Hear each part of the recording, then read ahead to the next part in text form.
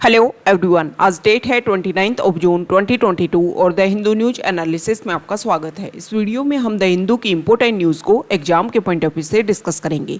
नीचे description box में Telegram channel Volcano IAS academy का लिंक दिया हुआ है। आप Telegram channel Volcano IAS academy के साथ में जुड़ सकते हैं। वहाँ पर हर exam means UPSC, state PCS and other exams के पॉइंट ऑफ व्यू से काफ़ी इंपॉर्टेंट इन्फॉर्मेशन आप सभी के साथ में शेयर की जाती है।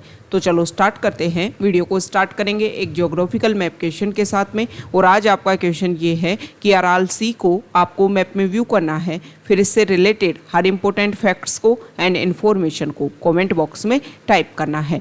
कल हमने आपसे क्वेश्चन पूछा था लेक विक्टोरिया को लेकर के, तो लेक विक्टोरिया को अगर हम मैप में व्यू करें, लेक विक्टोरिया जिसको लेक नयंजा के नाम से भी जानते हैं, अफ्रीकन ग्रेट लेक्स में से एक है लेक विक्टोरिया। अगर हम कंपैरिजन करें एरिया के बेसिस पर तो अफ्रीका की सबसे लार्जेस्ट लेक है लेक विक्टोरिया। लेक विक्टोरिया को जब आप व्यू करते हो तो यहाँ के लेक विक्टोरिया के नॉर्दर्न पार्ट से इक्वेटर लाइन पास होती है, मतलब ट्रॉपिकल एरिया में पूरे वर्ल्ड में सबसे लार्जेस्ट लेक है लेक विक्टोरिया।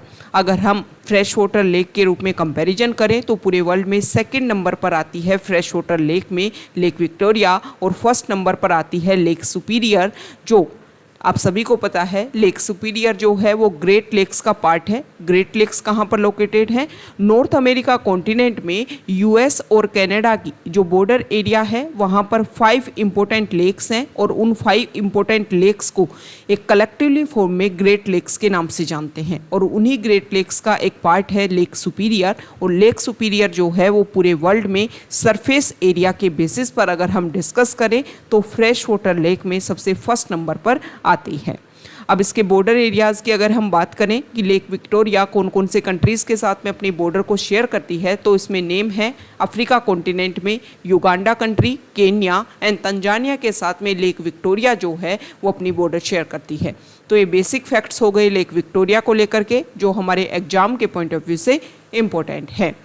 द हिंदू की इम्पोर्टेंट न्यूज़ और फर्स्ट आर्टिकल रिलेटेड है महाराष्ट्र स्टेट को लेकर के। वहाँ के जो सीएम हैं उन्होंने अर्ज किया है जो भी रिबेल एमएलए हैं उन सभी के साथ में कि आप वापस आकर के हमारे साथ में जुड़िए। जो भी प्रॉब्लम है उनको हम अपने लेवल पर सॉल्व करने की कोशिश करेंगे। आपको क्या क्या किन किन पॉइंट्स को लेकर के इशू है प्रेजेंट टाइम की गवर्नमेंट को, उनको लेकर के हम सॉल्व कर सकते हैं। दूसरी तरफ जो यहाँ पर अपोजिशन पार्टी है बीजेपी, उन्होंने गवर्नर से क्लियर कर दिया है, गवर्नर से अर्ज किया है कि हम चाहते हैं कि प्रेजेंट टाइम में महाराष्ट्र में जो गवर्नमेंट है वो अपना फ्लोर टेस्ट दे। तो यहाँ पर कुछ बेसिक फैक्ट्स हैं उनके बारे में हम डिस्कस करेंगे कि जब जो भी रिबेल एमएलए हैं उन्होंने सुप्रीम कोर्ट में जब अर्ज किया, पिटीशन डाली, तो किन किन पॉइंट्स को लेकर के डिस्कशन हुआ था और क्या क्या इश्यूज यहाँ पर थे, उन सभी के बारे में अगर हम डिस्कस करें तो सबसे पहले बेसिक से बात करते हैं। सबसे पहले एक इम्पोर्टेंट टर्म है कि what is floor test. Floor test के बारे में अगर हम बात करें तो मेजॉरिटी का जब टेस्ट किया जाता है उसके लिए एक टर्म यूज़ की जाती है और वो टर्म है फ्लोर टेस्ट। देखो, आप चाहे स्टेट लेवल पर ले लो या फिर सेंटर लेवल पर, जब भी ये लगता है कि जो प्रेजेंट टाइम में जो गवर्नमेंट है उसके पास में मेजॉरिटी नहीं है तो अपने हाउस में उसको मेजॉरिटी प्रूव करने के लिए बोला जाता है। और ये जो मेजॉरिटी प्रूफ का जो टेस्ट होता है उसी को फ्लोर टेस्ट के नाम से जानते हैं। अभी महाराष्ट्र में क्या है, वहाँ पर जितनी टोटल स्ट्रेंथ है वहाँ की लेजिस्लेटिव असेंबली की, तो उसमें ये माना जा रहा है कि शिवसेना के कुछ मेंबर जो हैं वो अदर पार्टी को ज्वाइन कर सकते हैं या उनको छोड़ सकते हैं, जिसकी वजह से जितनी मेजॉरिटी उनके पास में है उतनी मेजॉरिटी शायद अवेलेबल नहीं रहेगी एक गवर्नमेंट बनाने के लिए। इसीलिए यहाँ पर अपोजिशन पार्टीज़ ने अर्ज किया है गवर्नर से कि आप फ्लोर टेस्ट करवाइए। सबसे इम्पोर्टेंट फैक्ट आपको ये ध्यान में रखना है कि अगर हाउस जो है वो सेशन में है तो वहाँ के जो स्पीकर हैं वो फ्लोर टेस्ट करवा सकते हैं, और जब हाउस सेशन में नहीं है तो वहाँ पर फ्लोर टेस्ट करवाएंगे गवर्नर, मतलब गवर्नर को बोला जाता है कि फ्लोर टेस्ट करवाया जाए। ये इंपॉर्टेंट फैक्ट है, ये आपको ध्यान में रखना है। पहले भी मैंने एक दिन आपसे एक क्वेश्चन पूछा था कि जब ये इशू स्टार्ट हुआ था तब ये क्वेश्चन किया गया था कि फ्लोर टेस्ट जो है अगर सेशन में होगा तो कौन करवाएगा और सेशन में हाउस नहीं है तो कौन फ्लोर टेस्ट करवाएगा। अब यहाँ पर हम बात करते हैं कि जो गवर्नर है उसके पास में किस तरीके से ये पावर है। तो हमारे कॉन्स्टिट्यूशन की अगर हम बात करें तो आर्टिकल 174 जो है, आर्टिकल 174 जो है कॉन्स्टिट्यूशन का वो गवर्नर को पावर देता है कि आप स्टेट लेजिस्लेटिव असेंबली को समन कर सकते हो, डिसोल्व कर सकते हो और प्रोरोग कर सकते हो। अब बात आती है आर्टिकल 175 की। आर्टिकल 175 में जो गवर्नर है वो हाउस को समन कर सकता है और फ्लोर टेस्ट के लिए भी बोल सकता है। तो ये कुछ बेसिक फैक्ट्स हो गए आर्टिकल 174 एंड 175 को लेकर के। अभी प्रेजेंट टाइम में जब जो रिबेल एमएलए हैं महाराष्ट्र के, उन्होंने सुप्रीम कोर्ट में अर्ज किया, पिटीशन ये डाली गई कि वहाँ के डेप्यूटी स्पीकर ने ये बोला कि आपके ऊपर डिफेक्शन लॉ अप्लाई किया जाता है और आप जो है वो 24 आवर्स या फिर 48 आवर्स में हमें जो भी ऑर्डर आपके खिलाफ में पास किए हैं उनका रिजल्ट दो, उनके ऊपर अपना स्टेटमेंट दो। तो उन्होंने सुप्रीम कोर्ट में इस बात रखा और कि हमें जो टाइम ड्यूरेशन है वो कम दी गई है। सुप्रीम कोर्ट में यही तो बेसिक पॉइंट थे ना। जो रिबेल एमएलए हैं उन्होंने 3 पॉइंट के ऊपर बेसिस पर वहाँ पर पिटीशन डाली। उन्होंने बोला कि एक तो हमें सिक्योरिटी दी जानी चाहिए, दूसरा उन्होंने बोला कि टाइम ड्यूरेशन क्या होता है, मिनिमम 7 डेज़ का होता है। अगर हम महाराष्ट्र लेजिस्लेटिव असेंबली के रूल्स एंड रेगुलेशन को डिस्कस करें तो 7 डेज़ का टाइम मिलना चाहिए, हमें 2 दिन का ही टाइम मिला है, मीन्स 48 आवर्स में ही उनको रिजल्ट देना था। और तीसरा पॉइंट उन्होंने पिटीशन में ये रखा रिबेल एमएलए ने कि आप सभी को पता होना चाहिए कि जो डेप्यूटी स्पीकर है महाराष्ट्र के, उनके ऊपर तो खुद के ऊपर ये किया जा रहा है कि उनकी जो पोस्ट है उनको हटाया जाना चाहिए। ओके, मतलब उनके ऊपर तो खुद के ऊपर क्वेश्चनिंग है, तो वो डिफेक्शन लॉ जो है वो किस तरीके से लेकर के आ सकते हैं। तो यहाँ पर जो रिबेल एमएलए हैं उन्होंने 2016 का जो केस है, अरुणाचल प्रदेश केस के नाम से भी जिसको जानते हैं, नबाम रेबिया केस के नाम से जिसको जानते हैं, 2016 का, इसके बारे में यहाँ पर रिबेल एमएलए ने ये बोला कि इस केस के बेसिस पर आप जो है इसके बारे में डिस्कशन कीजिए। तो यहाँ पर जो महाराष्ट्रियन गवर्नमेंट है, जब इस पिटीशन की सुनवाई हुई तो उन्होंने बात की आर्टिकल 212 की। महाराष्ट्रियन गवर्नमेंट ने एक इम्पोर्टेंट बात बोली कि हमारा जो कॉन्स्टिट्यूशन का आर्टिकल 212 है उसमें जब भी कोई लेजिस्लेटिव असेंबली अपने लेजिस्लेचर से रिलेटेड काम कर रही हो तो उसमें जुडिशरी जो है वो इंटरवीन ना करे। तो यहाँ पर जुडिशरी ने स्टेटमेंट दिया कि हम इंटरवीन कर ही नहीं रहे हैं, हम तो जो इशू चल रहा है उसको डिस्कस कर रहे हैं, हम कहाँ इंटरवीन कर रहे हैं। अगर आपके कुछ इशू नहीं होता तो क्या महाराष्ट्रियन लेजिस्लेटिव असेंबली में जो इशू चल रहे हैं उसमें जुडिशरी आकर के अपना जो इंटरफेयर है वो थोड़ा ना कर रही थी। कुछ इशू हमारे सामने आया है, कुछ पिटीशन हमारे सामने आई है, हम तो उसको डिस्कस कर रहे हैं। ओके, और अब 12 जुलाई को इसको लेकर के डिसीजन आएगा कि एंटी डिफेक्शन लॉ उनके ऊपर एप्लीकेबल है या नहीं है। वहाँ पर मेजोरिटी में जो है वो इस इशू को किस तरीके से जुडिशरी उसमें इंटरवीन करेगी। अब यहाँ पर ये जो महाराष्ट्रियन गवर्नमेंट ने 212 आर्टिकल के बारे में बात की वो हमने डिस्कस कर लिया। अब बात आती है नबाम रेबिया केस की कि ये केस क्या था। 2015 की बात है, अरुणाचल प्रदेश में तुकी सरकार थी। वहाँ पर उन्होंने अर्ज किया गवर्नर से कि 2016 में जो है हमें सेशन बुलाना है लेजिस्लेटिव असेंबली का, लेकिन वहाँ के जो गवर्नर हैं उन्होंने टाइम से पहले ही बुला लिया, दिसंबर 2015 में ही बुला लिया, जिसकी वजह से वहाँ की जो गवर्नमेंट है उनके सामने एक कॉन्स्टिट्यूशनल जो कॉन्फ्लिक्ट है वो क्रिएट हो गया क्योंकि उनके पास में मेजोरिटी है या नहीं है, क्योंकि कुछ लोगों ने ज्वाइन करके जो वहाँ पर अपोजिशन पार्टी है उसको ज्वाइन कर लिया। अब यहाँ पर जैसे ही कुछ लोगों ने अपोजिशन पार्टीज़ को कहाँ पर अरुणाचल प्रदेश स्टेट में ज्वाइन किया तो वहाँ के जो उस टाइम के जो स्पीकर थे नबाम रेबिया, उन्होंने उन लोगों के ऊपर एंटी डिफेक्शन लॉ अप्लाई कर दिया। अब इसको लेकर के इशू क्रिएट हुआ। इशू क्रिएट होकर के वहाँ पर कुछ टाइम के लिए जो प्रेसिडेंट रूल है वो भी एप्लीकेबल हुआ। अब प्रेसिडेंट रूल जब एप्लीकेबल हुआ और जुडिशरी में इसमें इंटरवीन किया गया तो जुडिशरी ने इस केस में कुछ इंपॉर्टेंट बात रखी। सबसे पहले तो उन्होंने ये बोला कि अगर प्रिजाइडिंग ऑफिसर के ऊपर खुद के ऊपर क्वेश्चनिंग है, उनके ऊपर क्वेश्चनिंग ये की जा रही है कि उनको हटाया जाना चाहिए, तो वो जो है एंटी डिफेक्शन लॉ को इम्प्लीमेंट नहीं कर सकते। दूसरी बात यहाँ पर उन्होंने गवर्नर को लेकर के भी बोली कि गवर्नर जो है वो एक इलेक्टेड पोस्ट नहीं है। गवर्नर को जो सेंट्रल गवर्नमेंट है प्रेसिडेंट के द्वारा वहाँ पर क्या किया जाता है, अपॉइंट किया जाता है। तो इलेक्टेड लोगों की जो वॉइस है उसको आप क्या नहीं कर सकते, इंटरवीन नहीं कर सकते। यहाँ पर गवर्नर जो है वो काउंसिल ऑफ मिनिस्टर की एड एंड एडवाइस के अकॉर्डिंग ही काम करे। तो ये कुछ बेसिक चीज़ें हैं। और नबाम रेबिया केस के बारे में आपने डिस्कस कर लिया कि जो प्रिजाइडिंग ऑफिसर होता है अगर उसके ऊपर क्वेश्चनिंग होती है तो एंटी डिफेक्शन लॉ के अंडर काम नहीं कर सकता है। इसी को लेकर के यहाँ पर इंटरवीन किया गया महाराष्ट्र इशू में भी। ओके, तो ये हमने बेसिक्स जो हैं उनके बारे में डिस्कस कर लिया है।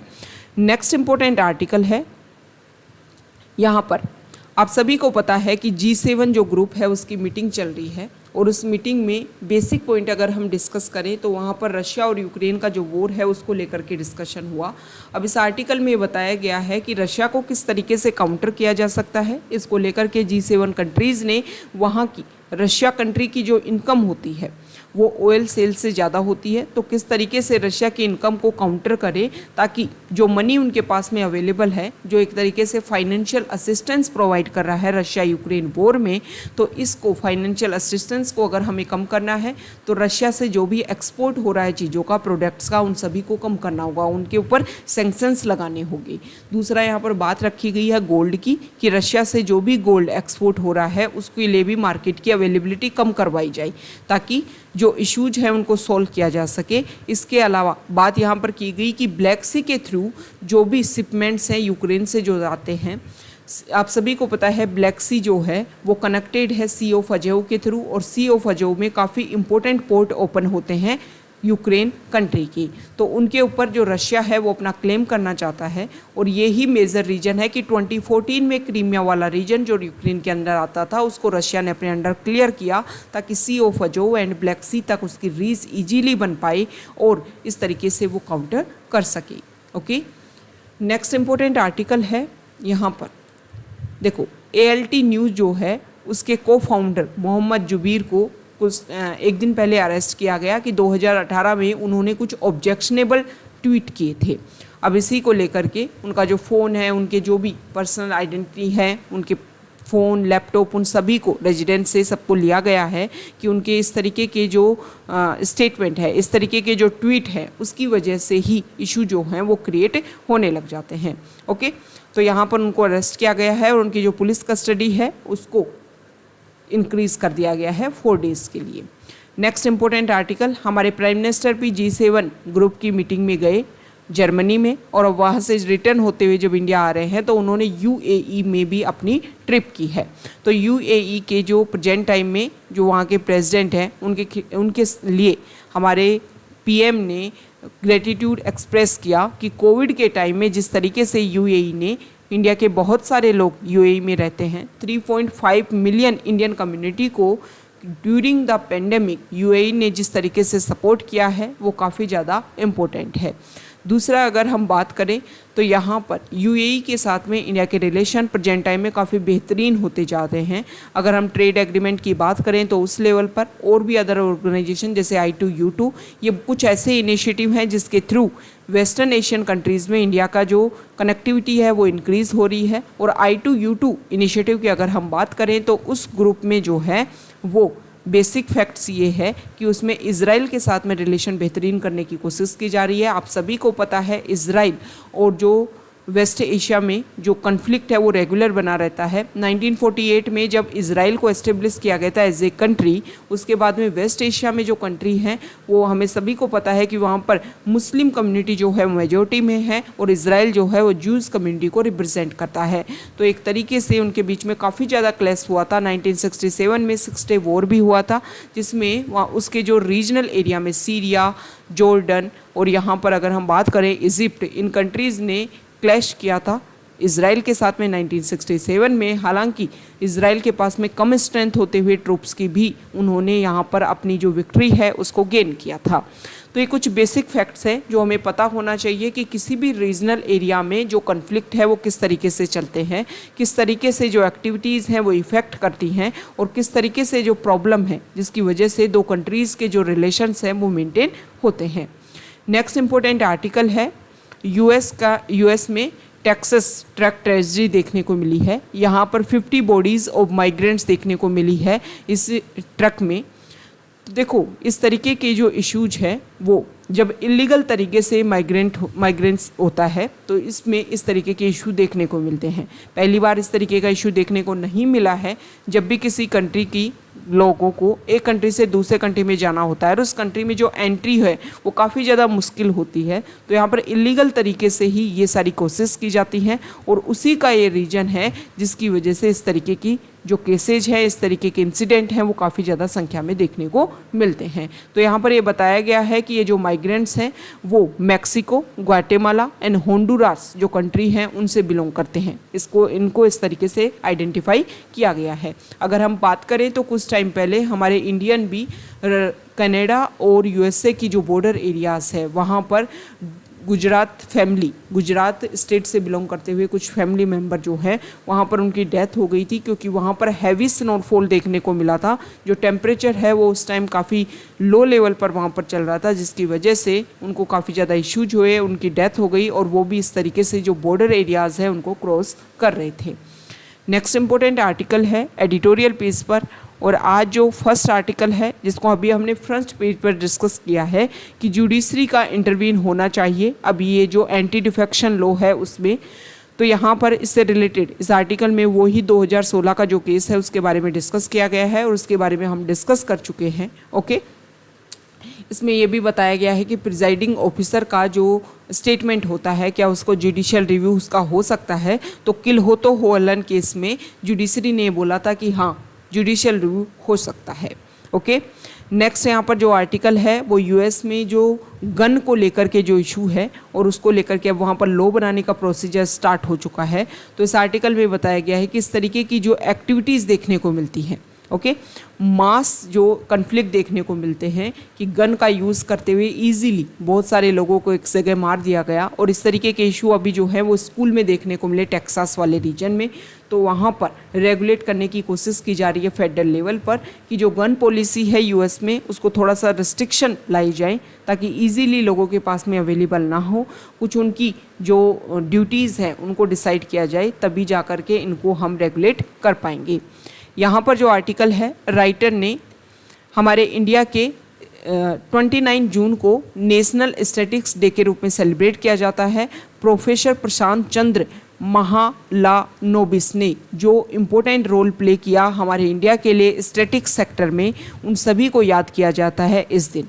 तो इस आर्टिकल में जो प्रोफेसर प्रशांत चंद्र महालानोबिस जो हैं उन्होंने किस तरीके से हमारी कंट्री के लिए काम किया, रविंद्रनाथ टैगोर के साथ में उनकी क्या कनेक्टिविटी थी, विश्व भारती यूनिवर्सिटी को एस्टेब्लिश करने में उन्होंने किस तरीके से काम किया, इसमें बताया गया है कि रविंद्रनाथ टैगोर और ये जो प्रोफेसर थे इनके बीच में काफ़ी ज़्यादा एज गैप था, लेकिन इनके जो आइडियाज़ हैं, व्यूज़ हैं, वो काफ़ी ज़्यादा सिमिलर थे और इसी के बेसिस पर विश्व भारती यूनिवर्सिटी जो है उसको एस्टेब्लिश किया गया। नेक्स्ट इंपॉर्टेंट आर्टिकल है पेज नंबर 9 पर। यहाँ पर जो राइटर हैं उन्होंने बताया है कि प्रेजेंट टाइम में हमारे इंडिया में जो गवर्नमेंट जॉब जो है जिसको जिस तरीके से रिक्रूट करने का प्रोसीजर किया जा रहा है और उनकी जो एक शाइनिंग जो थी गवर्नमेंट जॉब की वो काफ़ी ज़्यादा डिक्रीज़ हो रही है। तो इसके लिए जो हमारे गवर्नमेंट है उसको नए नए इनिशिएटिव लाने चाहिए। तो यहाँ पर जो राइटर हैं उन्होंने प्रेजेंट टाइम में जो सबसे पहले जनवरी 2022 में अगर हम देखें तो रेलवे एग्ज़ाम को लेकर के काफ़ी ज़्यादा प्रोटेस्ट देखने को मिला था। उसके बाद में अभी अग्निपथ स्कीम जिसमें 4 ईयर का एक कॉन्ट्रैक्ट बेसिस आप इंक्लूड कर रहे हो लोगों को, यूथ को, और उसके बाद में आप उनको क्या कर रहे हो, एक्सक्लूड कर रहे हो।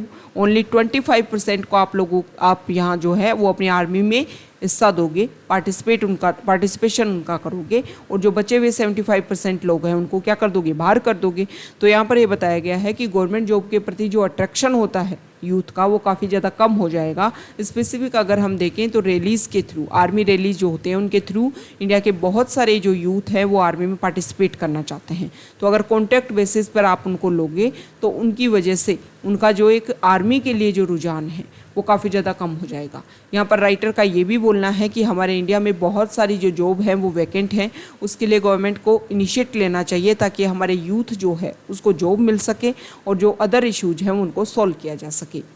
यहाँ पर जो राइटर हैं, नेक्स्ट जो आर्टिकल है, इस आर्टिकल में जो राइटर है उन्होंने अभी महाराष्ट्र का जो लेजिस्लेटिव काउंसिल के अभी इलेक्शन होने वाले थे और वहाँ के 2 MLA जिसमें एक अनिल देशमुख और एक नवाब मलिक, उनके खिलाफ में मनी लॉन्ड्रिंग के कनेक्शन की वजह से उनको जेल हुई है।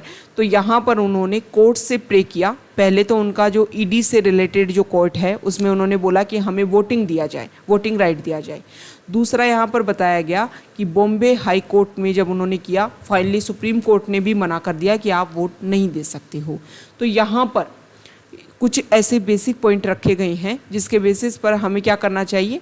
देखो आरपी एक्ट 1951 का सेक्शन 62 जो है वो एक तरीके से लीगल प्रोविज़न है इसको लेकर के, और उसको हमें रिकन्सिडर करने की ज़रूरत है, ऐसा राइटर ने बोला है। क्यों बोला है? राइटर का ये बोलना है कि अगर हमारे एक तरीके से प्रोसीजर में क्या है कि अगर कोई अंडर ट्रायल पर्सन है उसको तो हम वोटिंग राइट नहीं देंगे, लेकिन कोई पर्सन है उसको पनिशमेंट मिल चुकी है लेकिन वो बेल पर बाहर है, तो उसके लिए हम क्या करेंगे, उसके लिए वोटिंग राइट है। तो यहाँ पर जो राइटर है उन्होंने बोला है कि दो हमारे इंडिया में दो जो कन्फ्लिक्ट हैं कि जिनको पनिशमेंट मिल चुकी है उनको तो हम वोटिंग राइट दे रहे हो अगर वो बेल पर बाहर है तो, और जो पर्सन जो अंडर ट्रायल है हो सकता है कि उसके ऊपर जो भी आरोप लगे हैं, जो एलिगेशन लगे हैं वो प्रूफ ही नहीं हो पाए और वो एक बहुत ही ज़्यादा मासूम तरीके से उसको बाहर निकाला जाए और वो जो भी उसके ऊपर जो भी एलिगेशन है वो सब खत्म हो जाए। तो ये जो इश्यूज हैं कि भाई जो अंडर ट्रायल है कम से कम उनको वोटिंग राइट दिए जाने चाहिए। इस आर्टिकल में कुछ अदर कंट्रीज़ के भी कुछ एग्जाम्पल यहाँ पर दे रखे हैं कि यूके के बारे में अगर हम देखें, only convicts sentence to prison for 4 years or more cannot vote. Germany में only person convicted of certain political offences are disenfranchised. Okay, political issue की वजह से अगर किसी के ऊपर कोई केस होता है तो उसको वोटिंग राइट नहीं दिया जाता है। यहाँ पर where the law formerly restricted all prisoners from voting, Canada for instance, constitutional court intervened and struck it down for being arbitrary and disproportionate. Okay, यहाँ पर अगर हम यूके से पहले कुछ अदर कंट्रीज़ की यहाँ पर बात करें, अल्टरनेटिव्स में ये बोला गया है कि provision could have disenfranchised persons convicted of certain heinous offenses or those sentenced for a minimum duration। तो इसमें बताया गया है कि देखो कुछ डिफ्रेंशिएट हमें करना होगा, जिनको हमें पनिशमेंट मिल चुकी है उस पनिशमेंट में भी जिन्होंने हीनियस क्राइम किया है उनको वोटिंग राइट ना दिया जाए, जो अंडर ट्रायल हैं उनको वोटिंग राइट दिया जाए। ये कुछ बेसिक बातें यहाँ पर रखी गई हैं। तो अभी सेक्शन 62 में जो कुछ चैलेंजेस हैं, okay, has survived many challenges before the courts. Each time the court have loaded the objective of weeding out criminal elements from the electoral process, but have stopped short of examining whether the provision in the manner in which it is worded can claim to achieve this aim। इसमें बताया गया है कि देखो जब भी इस तरीके की क्वेश्चनिंग की जाती है जुडिशरी में, तो जुडिशरी बोलता है कि हम चाहते हैं कि जो भी लीगल एक्टिविटी है उनको इलेक्शन प्रोसेस से दूर रखा जाए, लेकिन राइटर का ये बोलना है कि जो भी हमारे यहाँ पर अगर हम बात करें जो भी इश्यूज हैं उनको अगर हम डिस्कस करें तो काफ़ी कन्फ्लिक्टेड यहाँ पर सेंटेंस हैं, तो उन बेसिक प्रोविज़न को हमें डिस्कस करना होगा, तभी जाकर के ये जो प्रॉब्लमेटिक प्रोविज़न है इनको सॉल्व कर सकते हैं। नेक्स्ट इंपॉर्टेंट आर्टिकल है पेज नंबर 10 पर, और यहाँ पर जो आर्टिकल है हॉर्न और अफ्रीका। हॉर्न ऑफ अफ्रीका जो है हमारे अफ्रीका कॉन्टिनेंट में अगर हम बात करें तो यहाँ पर रेड सी वाला जो रीजन है उससे टच करते हुए जो कंट्रीज़ हैं उनको हॉर्न ऑफ अफ्रीका के नाम से जानते हैं। तो आपको कमेंट बॉक्स में बताना है सबसे पहले तो कि हॉर्न ऑफ अफ्रीका में कौन कौन से कंट्रीज़ आते हैं। ओके, तो यहाँ पर अभी जनवरी 2022 में चाइना की तरफ से रिप्रेजेंटेशन देखने को मिला। 17 ट्रिप हुई अफ्रीका में चाइना के फॉरेन मिनिस्टर की और स्टेट काउंसलर वांग यी की। उन्होंने 3 इंपॉर्टेंट मेन ऑब्जेक्टिव के ऊपर डिस्कशन किया, जिसमें controlling the pandemic, implementing A forum on China Africa cooperation outcomes and upholding common interest while fighting hegemonic politics. Okay, तो यहाँ पर सबसे पहले देखो कुछ इशू को डिस्कस किया गया है। इस इशू में ये बताया गया है कि चाइना जिस तरीके से इंटरवीन करने की कोशिश कर रहा है अफ्रीका कॉन्टिनेंट में, तो क्या ऐसा हो सकता है कि वहाँ पर जो भी उन कंट्रीज़ की जो इंटरनल इश्यूज हैं उन सभी को भी रेगुलेट करने की चाइना कोशिश करे।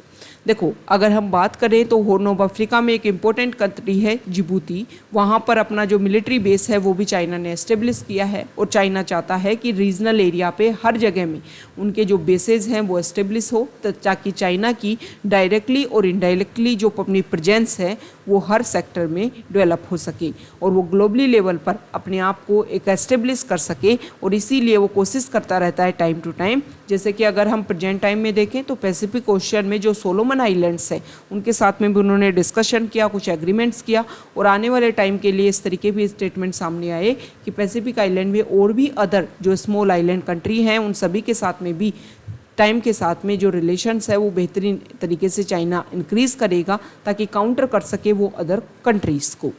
नेक्स्ट इम्पोर्टेंट आर्टिकल है G7 की मीटिंग। G7 की मीटिंग से पहले G7 ग्रुप ने ये डिसाइड किया कि चाइना जो है वो जिस तरीके से अपना belt and road initiative implement किया है उसने, ताकि जो सी एरिया है उसका यूज़ करते हुए सी एरियाज़ में उसने डेवलप करने की कोशिश की है, पोर्ट एरियाज़ अदर सेक्टर में, और जो एक तरीके से belt and road BRI initiative, तो उसमें उन्होंने रोड एरिया में कंस्ट्रक्शन एक्टिविटीज़ की है और जो सी एरिया है उसमें जो अपनी कंस्ट्रक्शन एक्टिविटीज़ है उनको इंक्रीज़ की है ताकि इनके थ्रू जो कंट्रीज़ हैं उनके साथ में कनेक्टिविटी अपनी बना सके। तो यहाँ पर उनका belt and road initiative China का जो है उसको काउंटर करने के लिए G7 जो कंट्रीज़ है उन्होंने प्लान किया है कि $600 बिलियन का वो इन्वेस्टमेंट करेंगे और ग्लोबली लेवल पर जो अपनी कनेक्टिविटी है उसको इंक्रीज़ करेंगे ताकि चाइना के इस इनिशिएटिव को काउंटर किया जा सके। आप सभी को पता है प्रेजेंट टाइम में अगर हम देखें तो चाइना और USA में बहुत सारे इश्यूज को लेकर के कन्फ्लिक्ट है, जिसमें अगर हम बात करें तो क्वेड ग्रुप का जो फॉर्मेशन हुआ उसको लेकर के चाइना को भी ये इशू देखने को मिलता है। चाइना भी बार बार इस तरीके के स्टेटमेंट देता है कि जो अगर हम बात करें क्वेड ग्रुप और आगे प्रेजेंट टाइम में I2U2 जो वेस्टर्न एशियन कंट्रीज़ में बनाया गया है जिसमें इंडिया भी पार्ट है और US भी उसका पार्ट है। ओके, ये जो इनिशिएटिव है इससे पहले आप सभी को पता होना चाहिए कि वेस्ट एशिया में US जो है वो मीडिएशन का रोल प्ले कर रहा था ताकि वहाँ के जो कंट्रीज़ हैं उनके बीच में रिलेशन बेहतरीन हो सके। इसका मेजर रीज़न ये है कि वेस्ट एशिया में जो भी कन्फ्लिक्ट है इसका एक तरीके से प्रॉफिट मिल सकता है अदर कंट्रीज़ को, और यहाँ पर USA ये चाहता है कि सभी जो कंट्रीज़ हैं वो इन्फ्लुएंस रहें, चाइना को ज़्यादा से ज़्यादा काउंटर किया जा सके, और इसीलिए बार बार जो है वो इंडो पैसिफिक वाले रीजन में चाइना की जो अवेलेबिलिटी है उसको काउंटर करने की कोशिश की जाती है ताकि चाइना जिस तरीके से अपने आप को डेवलप कर रहा है तो USA के पास में जो वन डेवलप्ड कंट्रीज़ मतलब अपने आप को जो सुप्रीम रखने का जो उनकी चाह है उसको भी एक तरीके से कन्फ्लिक्ट देखने को ना मिले। नेक्स्ट इम्पोर्टेंट आर्टिकल है, यहाँ पर नेक्स्ट इम्पोर्टेंट आर्टिकल है GST कंपनसेशन सेस को लेकर के। इसके बारे में हम फैक्ट डिस्कस कर चुके हैं। GST कंपनसेशन सेस जो है 2017 में जब GST इम्प्लीमेंट किया गया था तो सेंट्रल गवर्नमेंट ने स्टेट को बोला था कि आपको 14% तक इनडायरेक्ट टैक्स में जो है वो हाइक देखने को मिलेगा, लेकिन स्टार्टिंग में जब काफ़ी ज़्यादा कमी देखने को मिली तो यहाँ पर सेंट्रल गवर्नमेंट ने डिसाइड किया कि हम क्या करेंगे, आपको सेस प्रोवाइड करेंगे। सेस क्या है, मतलब जो भी लेविड गुड्स हैं, प्रोडक्ट्स हैं, उनके ऊपर हम कुछ एक्स्ट्रा टैक्सेस लगाएंगे और टैक्सेस के थ्रू जो भी मनी आएगा वो हम स्टेट को देंगे ताकि जो लूप होल है या फिर जो एक गैप जो क्रिएट हो रहा है उसको भरा जा सके। लेकिन क्या हुआ कि जैसे ही कोविड आया ये जो गैप है वो और ज़्यादा इंक्रीज़ हो गया, तो सेंटर ने कुछ मनी लिया, बोरो किया और उस मनी को दिया स्टेट को। तो सेंटर ने ये बोला कि देखो प्रिंसिपल जो है वो आप लौटाओ, स्टेट जो है प्रिंसिपल लौटाएगा और हम क्या करेंगे, जो इंटरेस्ट है वो सेंट्रल गवर्नमेंट इसका पे करेगा। ओके, कि जो भी आपके टैक्स कलेक्शन में जो कमी देखने को मिल रही है उसमें सेंटर आपकी हेल्प करेगा। लेकिन प्रेजेंट टाइम में अगर हम देखें तो स्टेट्स के पास में तो इतना भी पैसा नहीं है कि जो प्रिंसिपल दिया था सेंटर ने वो उसको लौटा सके। तो यहाँ पर GST काउंसिल ने डिसाइड किया है कि कंपनसेशन सेस जो पहले जून 2022 में ख़त्म होने वाला था उसको अब 2026 तक एक्सटेंड कर दिया है कि ये जो कंपनसेशन सेस है वो भी रेगुलर स्टेट को दिया जाएगा ताकि फिर इस मनी का यूज़ करते हुए स्टेट जो है वो सेंटर को वो प्रिंसिपल अमाउंट लौटा पाएँ जो बोरो किया है सेंटर ने स्टेट्स के लिए। नेक्स्ट इम्पोर्टेंट आर्टिकल है पेज नंबर 12 पर, और NHRC okay national human rights commission जो है उन्होंने अर्ज किया है सेंट्रल गवर्नमेंट और स्टेट गवर्नमेंट से कि जो ट्रक ड्राइवर जो राइट्स हैं, ट्रक ड्राइवर्स के जो राइट्स हैं उनको इंश्योर किया जाए। यहाँ पर उन्होंने बोला कि 1988 का जो मोटर व्हीकल एक्ट है उसको इम्प्लीमेंट होना चाहिए और इसके बेसिस पर अगर देखो रोड एक्सीडेंट में जो इशू हो जाते हैं उनके बेसिस पर 15 लाख का बीमा जो है पर्सनल एक्सीडेंट कवर जो है उसके बारे में बात की गई है। तो ये इम्प्लीमेंट होना चाहिए। अगर एक्सीडेंट में कुछ इश्यूज़ देखने को मिलती है, बॉडी में कुछ इश्यूज होते हैं तो उसके लिए भी कैशलेस ट्रीटमेंट जो है वो गवर्नमेंट प्रोवाइड करे। इसके अलावा 40 किलोमीटर की ड्यूरेशन पर जो है वो मैक्सिमम जो डॉक्टर की अवेलेबिलिटी हो सके ताकि अगर कोई एक्सीडेंट जैसा इशू देखने को मिलता है तो उसको जल्द से जल्द सॉल्व किया जा सके। ओके, नेक्स्ट इम्पोर्टेंट आर्टिकल है पेज नंबर 14 पर, और यहाँ पर देखो कोविड के केसेस को लेकर के सबसे पहले तो बताया गया है कि कोविड के केसेस जो हैं वो इंक्रीज़ हो रहे हैं, तो इसके लिए जो भी वैक्सीन ग्रुप है उसको हमें इम्प्लीमेंट करना होगा। और यहाँ पर mRNA जैब कोवोवैक्स जो है उसको 7 to 11 एज ग्रुप जो है उसके लिए अनुमति मिल गई है। ओके, नेक्स्ट इम्पोर्टेंट आर्टिकल यहाँ देखिए फॉरेन पेज पर, यहाँ पर जो आर्टिकल है वो स्कॉटलैंड को लेकर के है। देखो 6 इयर्स अर्लियर जो स्कॉटलैंड है उन्होंने डिसाइड किया था कि हम यूके के साथ रहेंगे। अब यहाँ पर ये बोला जा रहा है कि अक्टूबर 2023 में दोबारा से यहाँ पर वोटिंग हो सकती है, और इसमें स्कॉटलैंड के ऊपर आइज़ रहेंगी वो कि वो अपने आप को इंडिपेंडेंट के रूप में एस्टेब्लिश करता है या फिर यूके का ही पार्ट रहता है। नेक्स्ट यहाँ पर जो है आर्टिकल, इस आर्टिकल में ये बताया गया है नाटो की जो मीटिंग है उसके बारे में कि Finland president said on Tuesday that Turkey has agreed to lift his opposition to Sweden and Finland joining NATO. कि नाटो का जब डिस्कशन हुआ, जो उनकी समिट हुई मैड्रिड में, उसमें टर्की जो है वो मान गया है कि फिनलैंड और स्वीडन जो है वो ज्वाइन कर सकते हैं नाटो ग्रुप को, और जो भी इश्यूज थे टर्की के साथ में उनको सोल्व कर लिया गया है। यहाँ पर चाइना को लेकर के इम्पोर्टेंट स्टेटमेंट है कि चाइना की जो इकोनॉमी है वो रिकवर तो कर रही है, लेकिन उनका फाउंडेशन जो है वो ज़्यादा मजबूत नहीं है। नेक्स्ट इम्पोर्टेंट आर्टिकल जो है वो बिजनेस पेज पे है, और इसमें एक सेकेंड देखो इस आर्टिकल में जो ये बताया गया है कि देखो प्रेजेंट टाइम में हमारे यहाँ पर क्या कोशिश की जा रही है, कोशिश ये की जा रही है कि जीएसटी कंपनसेशन सेस जो है इसको इंक्रीज़ किया जाए। तो सेंट्रल गवर्नमेंट ने ये बोला कि जो ऑनलाइन स्किल गेमिंग जो है उनके ऊपर हम क्या करेंगे, जो टैक्स है वो इम्प्लीमेंट करेंगे। तो यहाँ पर ये बोला जा रहा है जो भी इस गेमिंग कंपनी को जो या गेमिंग से रिलेटेड जो भी एसोसिएशन है उन्होंने अपनी बात रखी है कि ऑनलाइन स्किल गेमिंग के ऊपर हमें जो हायर जीएसटी है वो इम्प्लीमेंट नहीं होना चाहिए, नहीं तो ये इंडस्ट्री जो है वो ओपन होने से पहले ही शटडाउन फेजेज में आ जाएगी। ओके, तो ये कुछ बेसिक फैक्ट्स हैं द हिंदू न्यूज़पेपर से रिलेटेड जो आपके एग्जाम के पॉइंट ऑफ व्यू से इम्पोर्टेंट हैं। अगर आप यहाँ तक आए हैं, वीडियो आपको अच्छा लगा है तो प्लीज़ वीडियो को लाइक कीजिए, शेयर कीजिए और चैनल को सब्सक्राइब कीजिए। Okay, thank you. आप हमारी Q&A सीरीज जो है उसको जाकर के रिव्यू कर सकते हो, ज़्यादा से ज़्यादा उसको शेयर कीजिए, सपोर्ट दीजिए आप अपना। Okay, thank you.